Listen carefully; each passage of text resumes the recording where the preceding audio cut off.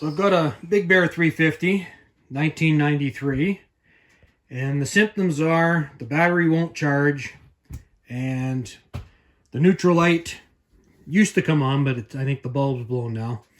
The headlights flicker. So if you see your neutral light flickering or your headlights flickering, it's probably a bad rectifier, which is your voltage regulator.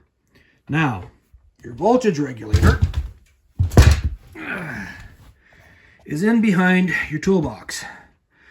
So I know there's a bolt here and a bolt here on either side. So I'm going to take those out and see if I can't see where that rectifier is hiding. So I got that out. Now your rectifier is right there. So the trick is to get the nuts out, because the nuts are on top. I don't know if you can see.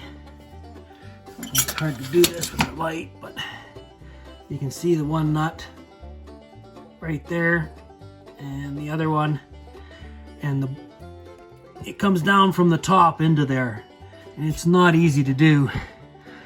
So I'm gonna take these relays off and get them out of the way, and then get up there and get that out. Not a great design. It's well protected and probably doesn't get covered in mud, but wow. Well, I got it out.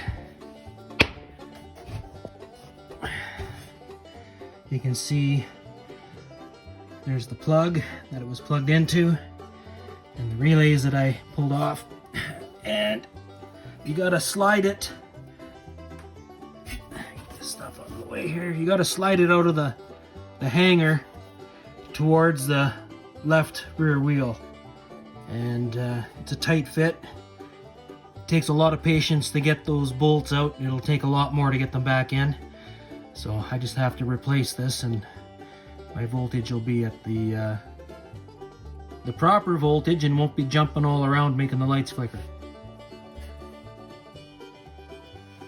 So the new one came in, finally. You gotta love postal strikes, they slow everything down. But, yeah, they're not quite the same, are they?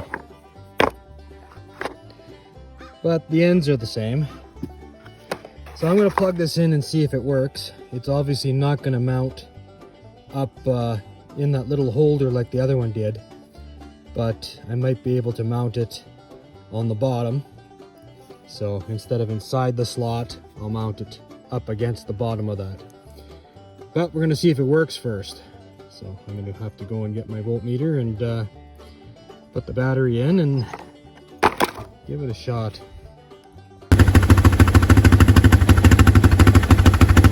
So we know it works.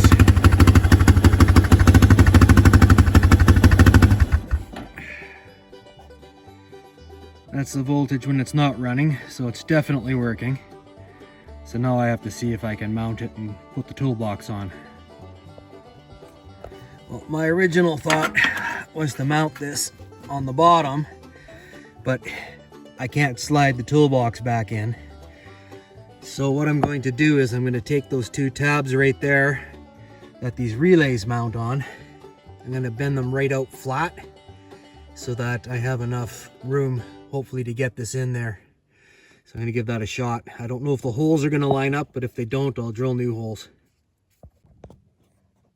So bending those tabs out worked. I managed to get it in there, and the holes will line up.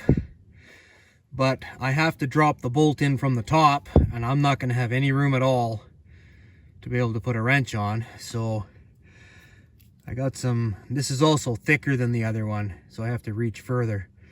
So I got some longer bolts, and I'm going to put a nut on. So I'm going to turn it up from the bottom and until it's tight, because it's threaded there, and then I'll put the nut on the top and probably spend the next hour trying to get those tightened.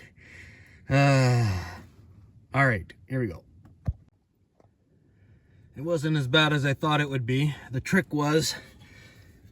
is to leave these out just about the width of the head. Get the nut to sit on top of it and hold it down with your finger. And then spin the nut on. So now I just have to get in there with a wrench and give it the final tighten. So I managed to get them to thread. I don't think I'd be able to otherwise. Okay, well, it's all installed. I shoved these back on and then pushed the tabs back up. I think all the wires are out of the way. Now I just got to put my toolbox back on.